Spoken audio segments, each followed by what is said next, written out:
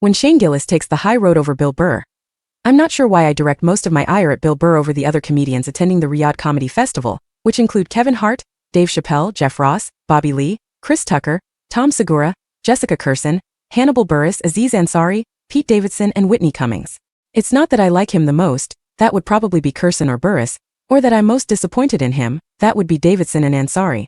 I think it's that choosing to accept a huge paycheck to help whitewash the Saudi royal family feels more antithetical to Bill Burr's ethos. Here's a guy who regularly blasts the hypocrisy of both sides of the political spectrum, but apparently doesn't hesitate to take money from a country responsible for egregious human rights violations. For a festival that starts this weekend, there has been surprisingly little coverage, which is probably the way these comedians prefer it. Most are not promoting their shows, and for good reason. They're embarrassed. Still, some have offered defenses. One, Mark Normand, was at least honest. I'm going in and out, just to get that paycheck. It's not the paycheck I object to. It's what these comedians are giving the Saudi royal family in return. They're not being paid to be funny. They're not being paid to entertain. They're being paid to make the world forget about the government's atrocities.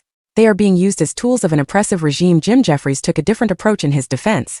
You don't think our government has King bumped people? I think Jeffrey Epstein was F*** bumped off, he said on Theo Von's podcast. Others have claimed this is no different than performing in Israel. Except that it is. There's a major distinction between playing in the United States or Israel and performing in Saudi Arabia. They're not being paid by the Trump administration or the Netanyahu administration. Here they are being paid by the Saudi royal family to whitewash the Saudi royal family. And most, from what I understand, have agreed not to say anything that might anger the Saudi government, like say jokes about their own gay identity. Jessica Kirson. The remarkable thing to me is that of all the comedians offered a dump truck of money to perform in Saudi Arabia, it's someone like Shane Gillis taking a principled stand. Gillis is not the only one who turned down the offer. Stavros Halkias has also been outspoken in his rejection, but Gillis may be the most surprising. I'm not doing it, he told The Secret podcast. Then they doubled the bag, Gillis said. It was a significant bag, but I'd already said no. I took a principled stand. You don't 9/11 your friends, he added.